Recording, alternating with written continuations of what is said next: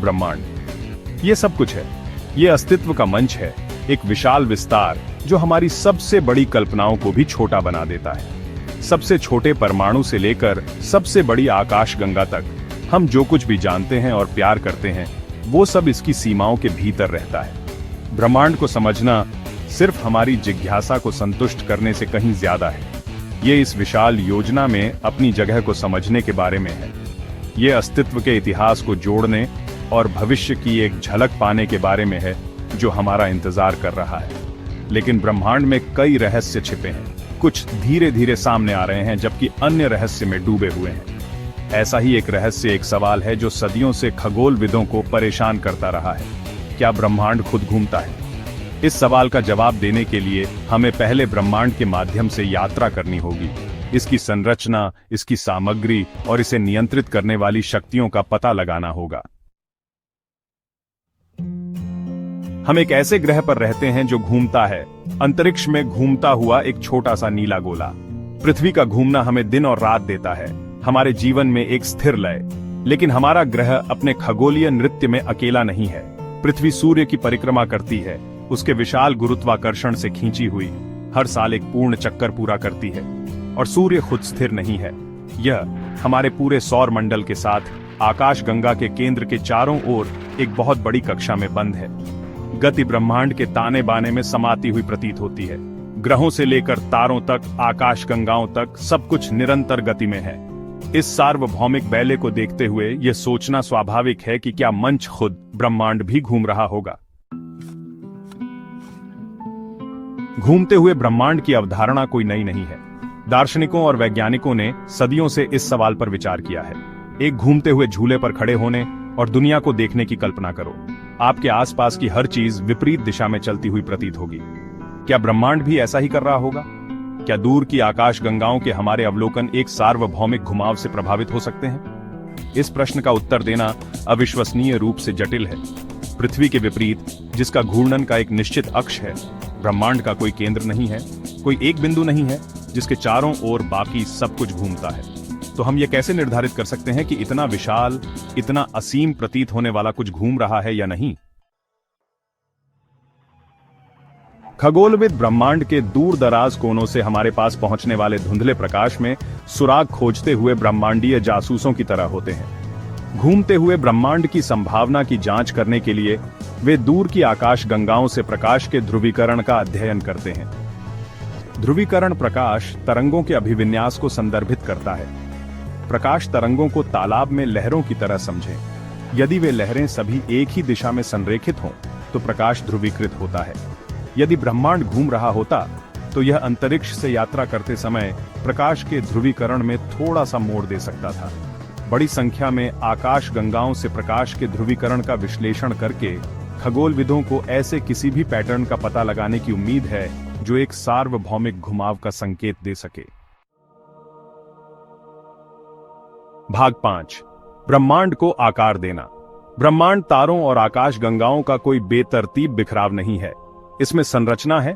आकाशगंगाएं विशाल समूहों और महासमूहों में एक साथ जमा हुई हैं, जो विशाल ब्रह्मांडीय रिक्त स्थान से अलग हैं।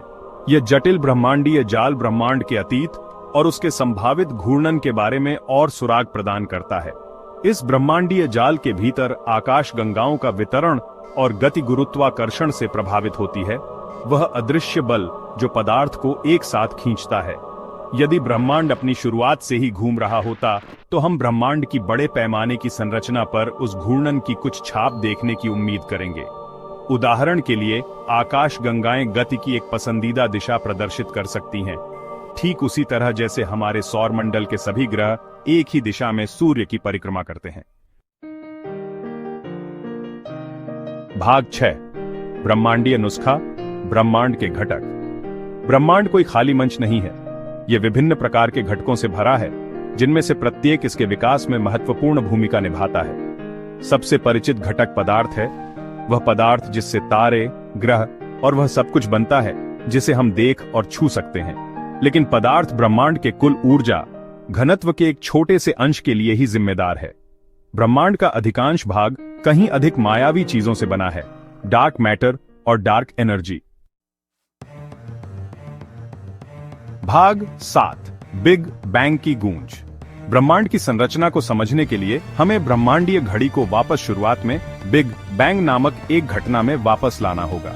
बिग बैंग सिद्धांत एक अत्यंत गर्म घने अवस्था से ब्रह्मांड के जन्म का वर्णन करता है। बिग बैंग के बाद पहले क्षणिक क्षणों में ब्रह्मांड तेजी से फैला और ठंडा होता गया। इस विस्तार ने एक फीकी चमक विकिरण की एक फुसफुसाहट को पीछे छोड़ दिया, जिसे कॉस्मिक माइक्रोवेव बैकग्राउंड रेडिएशन के रूप में जाना जाता है।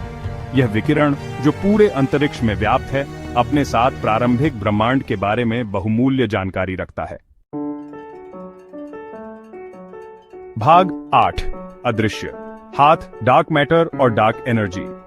कॉस्मिक माइक्रोवेव बैकग्राउंड रेडिएशन और ब्रह्मांड की बड़े पैमाने की संरचना का अध्ययन करके खगोलविदों ने पाया है कि सामान्य पदार्थ ब्रह्मांड के सभी गुरुत्वाकर्षण प्रभावों के लिए जिम्मेदार नहीं हो सकता है। वहां कुछ और होना चाहिए, कुछ अदृश्य, जो उस पदार्थ पर गुरुत्वाकर्षण बल लगाता है जिसे हम देख सकते हैं। इस अनदेखी इकाई को डार्क मैटर के रूप में जाना जाता है। लेकिन रहस्य और गहराता जाता है। न केवल ब्रह्मांड का विस्तार हो रहा है, बल्कि वह विस्तार भी तेज हो रहा है।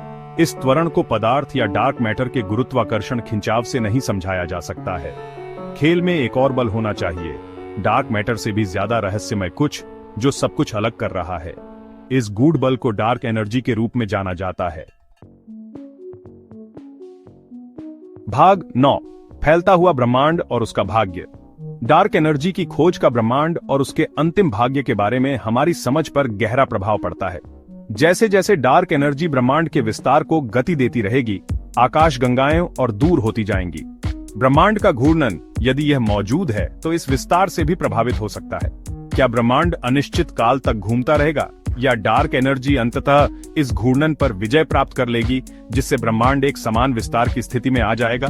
इन सवालों के जवाब मायावी बने हुए हैं, लेकिन जैसे जैसे खगोलविद नई दूरबीनों और विश्लेषणात्मक तकनीकों का विकास करते हुए ब्रह्मांड के रहस्यों की जांच करते रहेंगे, हम एक दिन ब्रह्मांड के घूर्णन के रहस्य को उजागर कर सकते हैं और इस भव्य, हमेशा विकसित होते ब्रह्मांड के भीतर